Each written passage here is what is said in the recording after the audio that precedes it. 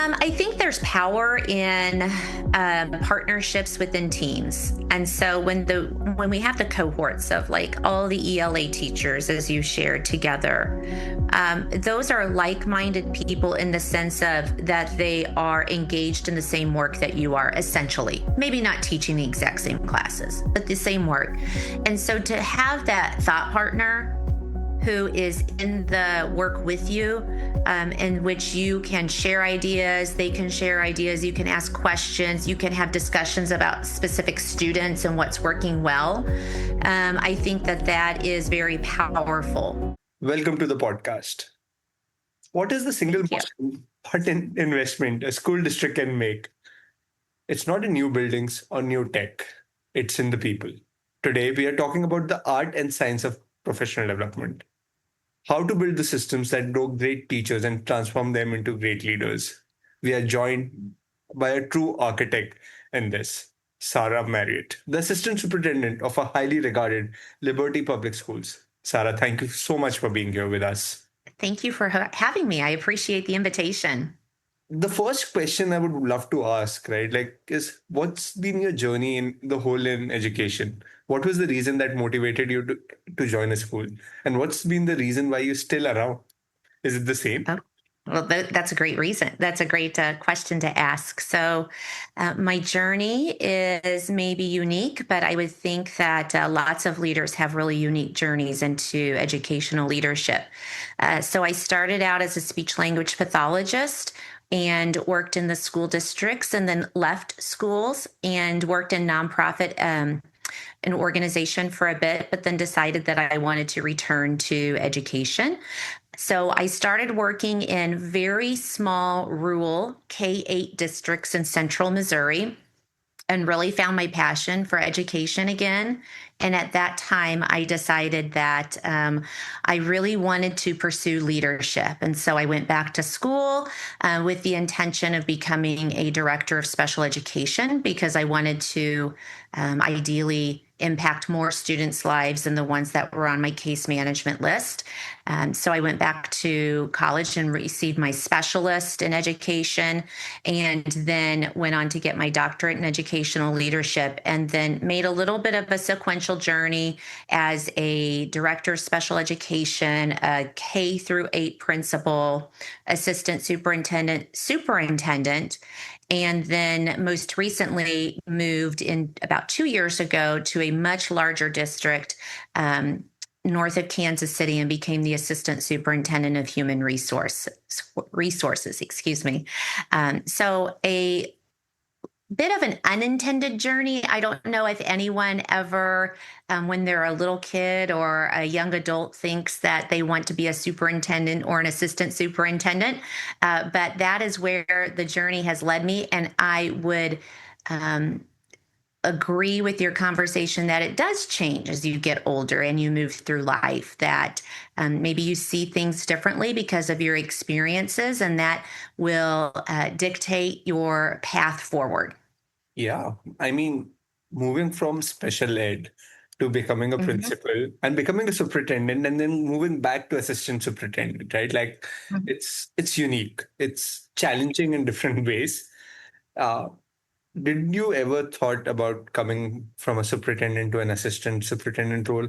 How did that feel like? And why did you, Yeah. what was your mental model that you used to decide that? So my passion has always been in rural education, which is not where I'm at right now. So to add to that, I was the superintendent and assistant superintendent and director of special education. I served those roles in the hometown in which I grew up in. And went to school K through 12 and where my family lived and went to school. And so because I had spent my entire life in this one community and had very valuable learning experiences in that community, but when you are in a small town and you work for a small school district, you wear lots of hats. And so I never really felt like I became an expert. I don't know if that's the right word, but really honed my skills in any one area. It's kind of like I was pretty good in lots of different areas, but not really specializing in any one specific area. And so then when our son graduated from high school at the district in which I worked, that was just a natural time in our life to like explore whether there were other options. And so moving to a larger school district and taking that step back, I don't know if that's the right word, but taking that step back to the assistant superintendency and being able to focus on one specific area was just something I needed in my life at that time, really develop those skills. And it's been a great move. I've been really happy. I can absolutely see. I can also see the passion with which you speak about it. And I don't think so. It's a step back because it's a new challenge. And sometimes Mhm. for transformation, you need to take new challenges. Yes. And the role can be anything. Yes. Yes. I like that. New challenges. This was definitely a new challenge. And now that we say it, right, because you're in assistant and human resources and you're looking at Hmm. teachers and you're looking at whole wide system wide impact. So how do you look at Hmm. it from a budget perspective? How do you look at it from a professional development perspective? What is it that you think is the first most common mistakes most schools and so you know districts make? I think that's a really good question, and maybe not one that educators, at least in my experience, and that includes my own personal experience, and maybe really put a lot of thought into. But what I have found is that maybe one of the most costly mistakes or biggest mistakes that leaders can make is to settle or select those one time large scale professional development opportunities in which they are often very costly. They are labor intensive and probably long in duration for one particular day.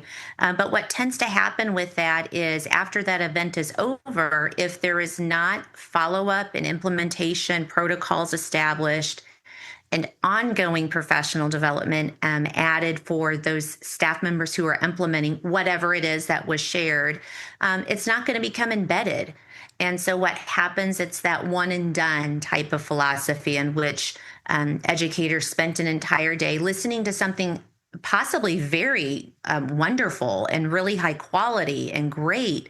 However, just that reliance on that one stop shop is very detrimental to school districts, and taking that time and seeing that perhaps shorter bursts spread throughout the year with the ongoing professional development to make it embedded practices is what's going to be most impactful for student learning.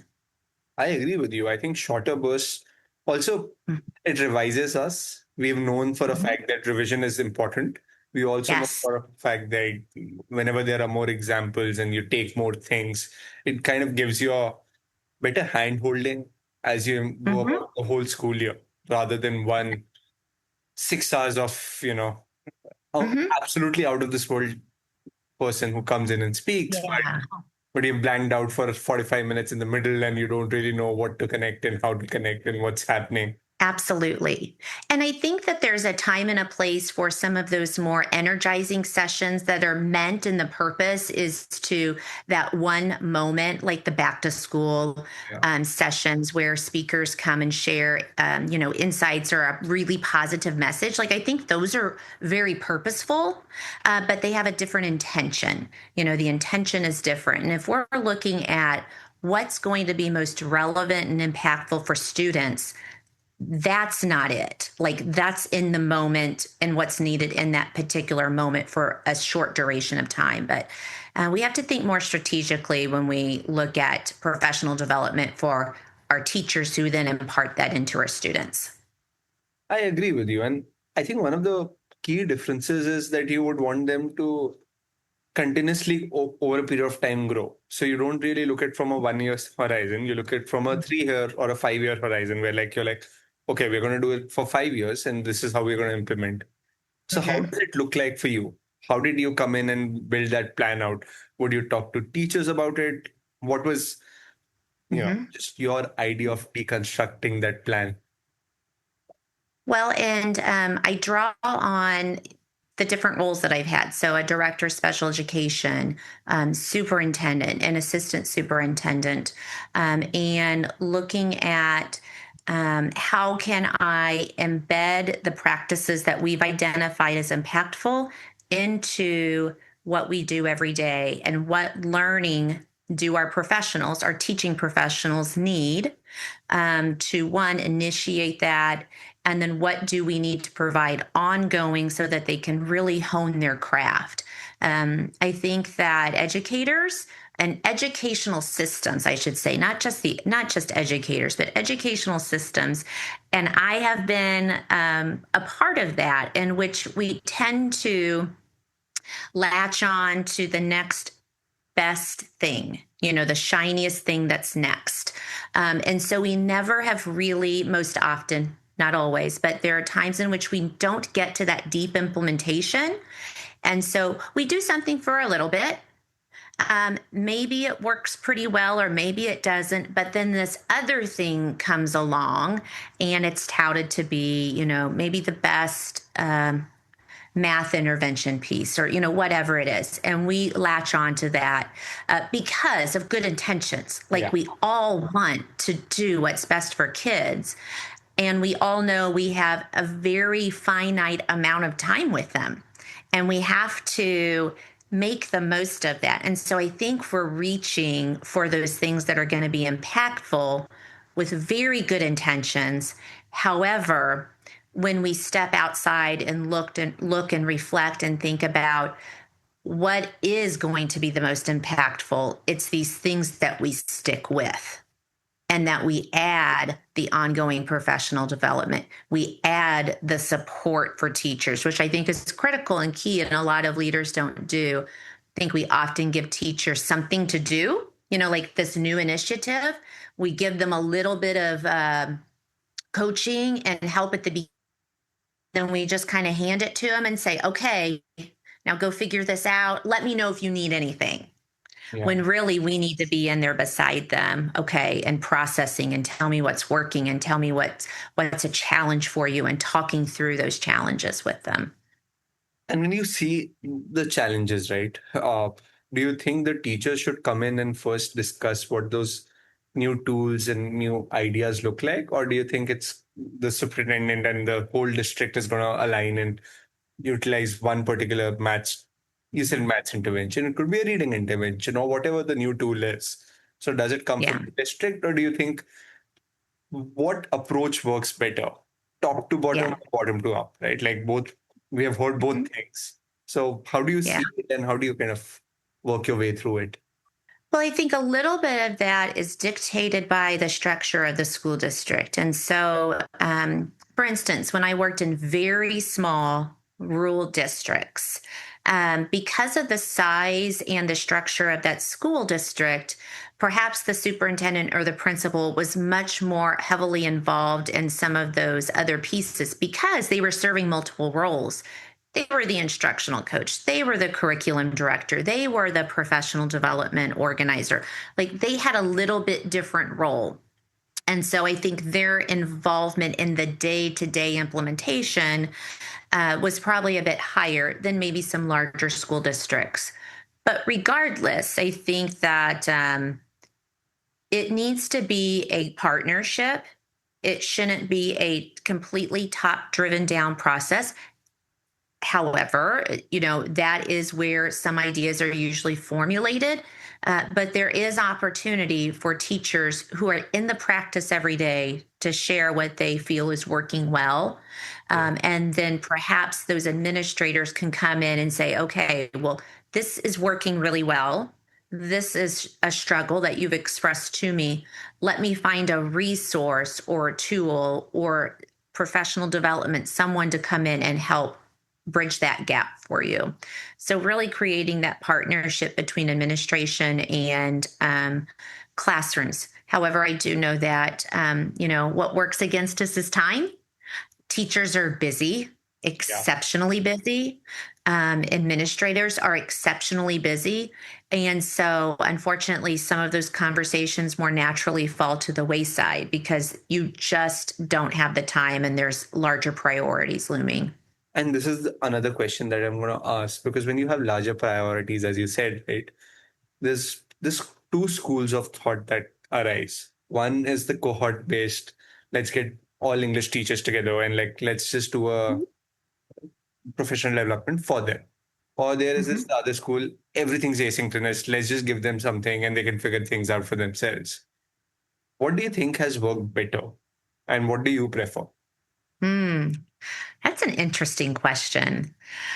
I think there's power in partnerships within teams. And so when we have the cohorts of like all the ELA teachers, as you shared together, those are like-minded people in the sense of that they are engaged in the same work that you are, essentially. Maybe not teaching the exact same classes, but the same work. And so to have that thought partner who is in the work with you, in which you can share ideas, they can share ideas, you can ask questions, you can have discussions about specific students and what's working well. I think that that is very powerful. However, there's also power in giving teachers autonomy.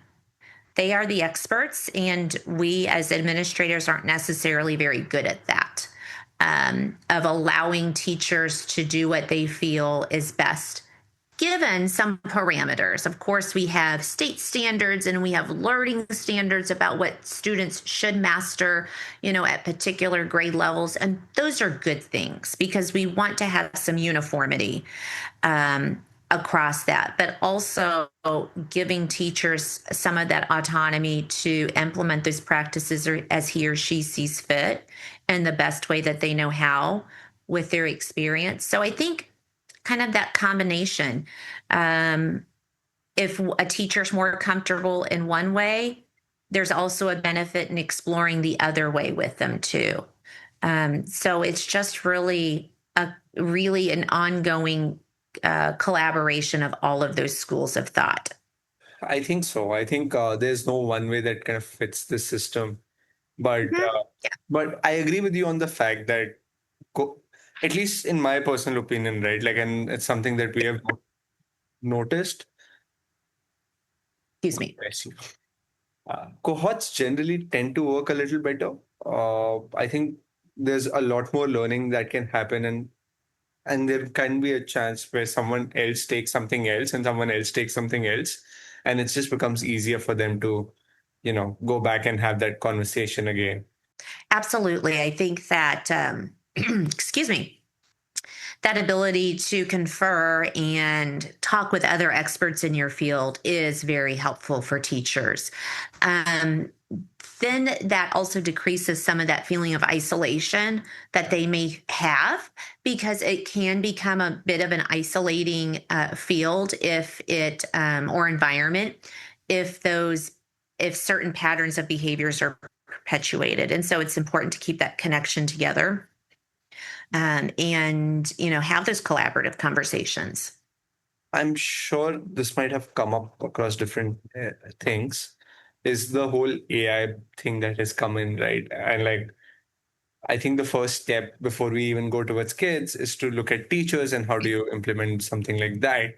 Mhm. And this, whenever new technology comes in, there's always two schools of thought that exist. Hey, I don't want to do anything. This is only used for cheating. This Uh-huh. this is not my cup of tea. Why am I needed to teach something new? Versus the other school of thought, which is like, okay, I'm gonna do this, I'm gonna figure it out, I'm gonna do. So how are you taking this into picture? Well, at Liberty Public Schools, I am very proud of their approach in the sense of they want students to be informed consumers of AI or technology or whatever it is. And so right now the conversation is regarding AI. And so they want them to be responsible in their use and know how to use it in their futures careers or whatever it is that they do after school, because we know and our district recognizes that AI is not going to go away. We want our students to be ready for their career paths, and that's going to likely mean some integration of AI, at varying levels depending on their jobs. So, what Liberty Public Schools has done is created a pathway for all of the high school students to access AI, and have sought parent permission and underwent a lot of the internet safety protocols and measures to make sure that they're sourcing responsible information that's appropriate for students to consume, and making sure that parents are supportive of his or her student to participate and engage in that. But if all of those parameters are met and followed, then students do have access to that during the day. And I think what the premise is for our teachers and what we want to bestow upon our teachers and our students is that we know you're going to use it, you're going to encounter it, and you already do. And you're shopping and whatever it is, gaming, whatever it is that you're doing after school and after work. And we want to make sure that you have and recognize those safety measures that are in place. What are viable sources? What are sources that you can go to for information? But making sure that you are also melding in that your expertise, your background and experience also needs to be a voice in that, and that AI shouldn't supplant you as a person, consumer, um, citizen, and you have to just know how to responsibly use that. That's perfect. So, and I'm going to delve a little deeper. So, did you train Okay. teachers also on the same thing? What the students are going Yeah. through? I did not. I'm I not mean, going to take any credit because they were amazing. But we did have a team of of leaders that made sure our teachers were fully trained, had the knowledge, they know how to use it, how to how to instruct students on how to use it so that they feel comfortable using it. And teachers are going to vary because Liberty is a district that gives our teachers quite a bit of autonomy. And so it's not mandated that they have to use it. We're going to have some teachers who gravitate towards it more than perhaps other teachers. And they are maybe going to utilize that at a dramatically increased rate than others, which is really good for kids because I think that they can see it's not one way or the other. I don't have to choose AI, no AI. I see how it's working in my environment today, yeah, that in some instances it's more fully implemented and then in other instances it's not. And that's I think what they're going to be faced with in the more immediate future. Now later down the road, I don't know what that looks like. none of us do. I think it's here to stay, but how is it Yes, going yeah. to be around? Hmm. It's still evolving, right? Like I think every new week Yeah, there's something new which comes out and it blows your mind away. But exactly. Well, and interestingly, we had the same conversation 20 years ago about cell phones. Maybe not quite that long ago, but do we let students have cell phones in school? This is somewhat of that same conversation. So, the changes in technology, there's going to be something next. There'll be something after AI or whatever, that will then initiate a whole nother conversation that school districts will have to navigate again. and and coming back to professional development, right? Like one of the things that do you figure out a way that if you've gone through, and even if we have done in short bursts, different professional development, different things, do we measure how it's gone through the end of the year? Have teachers actually implemented and used something? How does that measurement look like? And what is the sort of data that gets collected and figured out? Okay, this was great. This wasn't as great as Mhm. we thought it would be. Yes, there are measurement tools. However, I do like to share that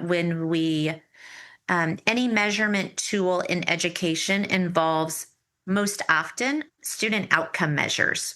And so when we implement a professional development, it is to change student learning behaviors and patterns.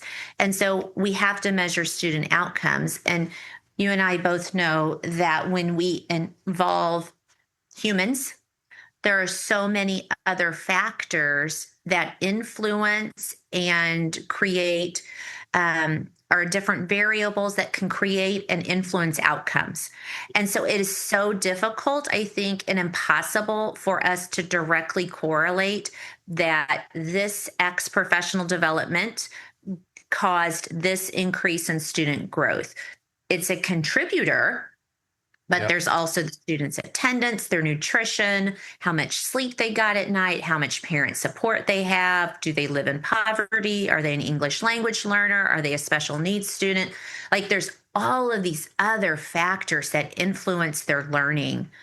But it definitely can be, I think, a predictor for us as far as, yes, we see an increase. We are able to loosely correlate that this piece of professional development or learning caused this in students. And so we're going to continue that. I think so. I agree with you on the fact that there's far too many variables to Yeah. always. It's not a straight line. It can't be just. No, And anyone. it's not a straight line. It is one of those things which is important, and that's the reason why I asked it, Mm-hmm.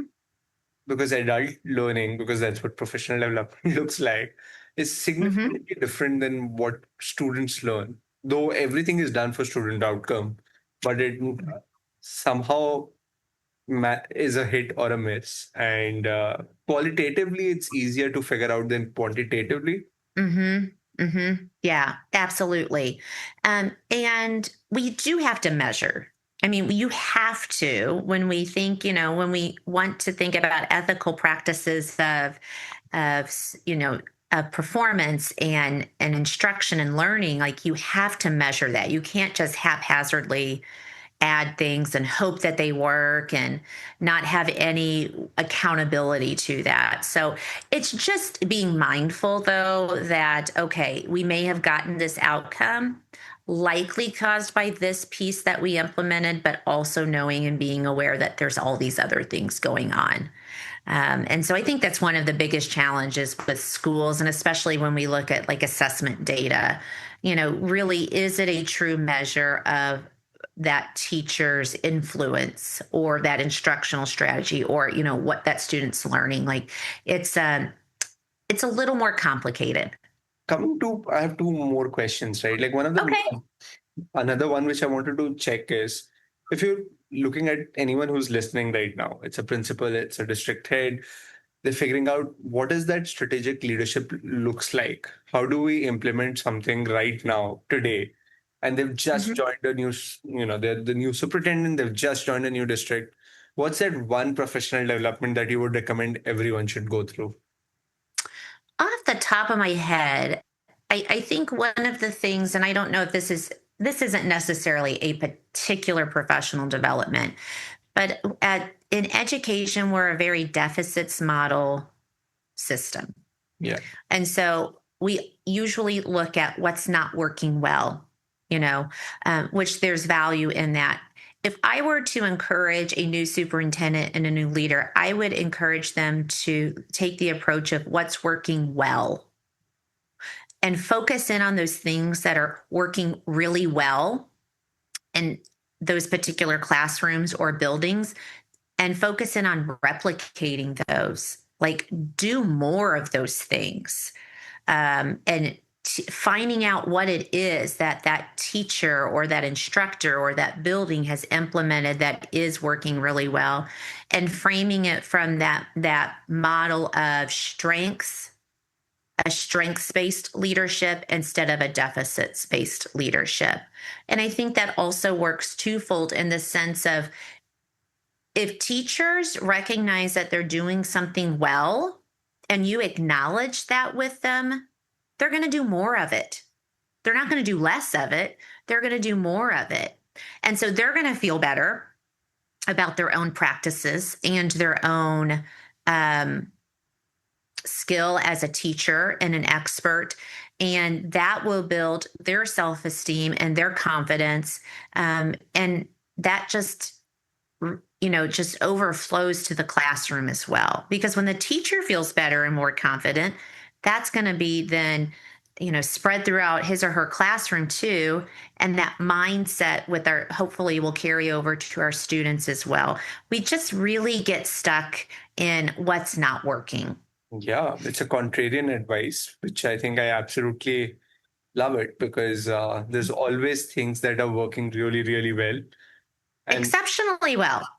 exactly. And if everyone could Yeah. just replicate that in that district, and it would work amazing.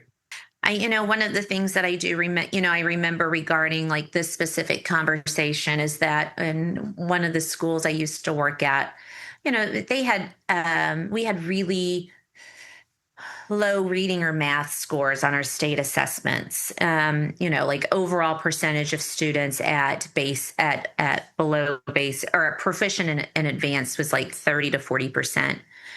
And you tend to focus in on, okay, there are a really significant number of kids who are not performing at proficient and advanced level, which is true and accurate. However, you have 30 to 40% of kids who are being very successful. So, what is happening in their classrooms and with their learning that you can then replicate and do with the other students as well? That's true. And before we end this, right, like one of the things that we always ask is something which the previous person that we had a podcast with left that question. Okay. It's it's a question from another leader is how we phrase it. And the the question they asked is something absolutely different from professional development. It's basically Okay. around the negative sentiments which is there around public schools right now. Because the enrollments are decreasing, it's not the same everywhere.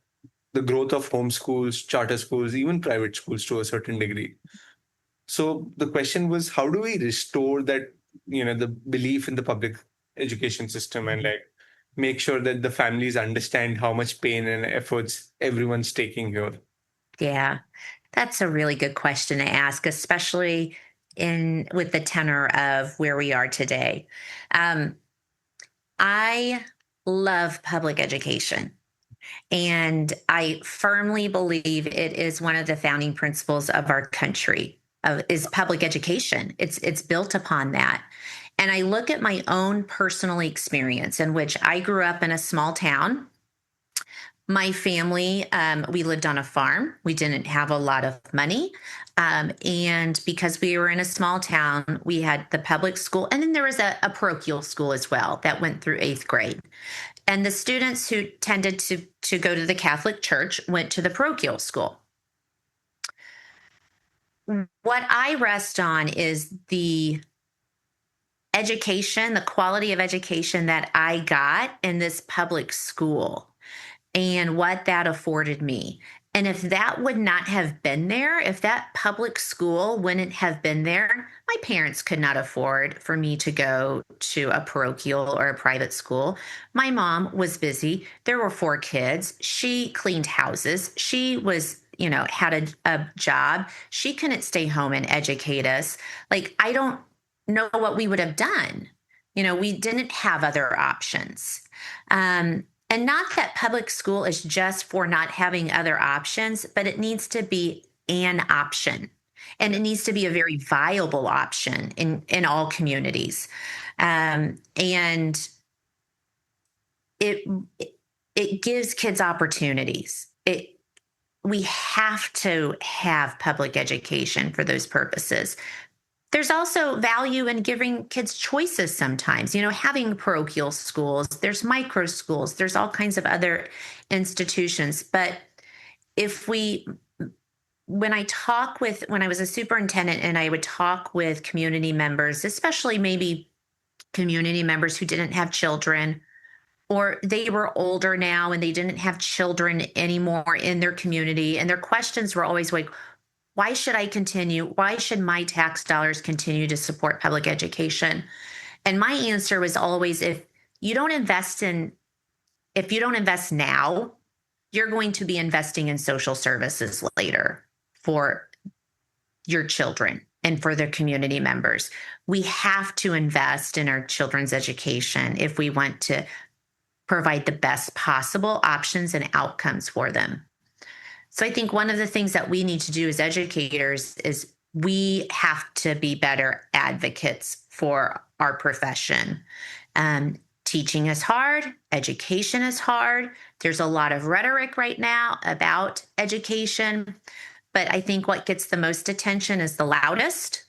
Yeah. And so I think that that feeling that public education is failing is a small group of people that are exceptionally loud. And the people who are in public education right now aren't being loud, and they're not being loud enough to make their voices known, because it's not failing. Yeah. I 100% believe in that. Do we have schools that need support and need more help? Absolutely. There are also charter schools and private schools that also need help Yeah. and need to do a better job than what they're doing. But the notion that public schools are failing is a false narrative to me.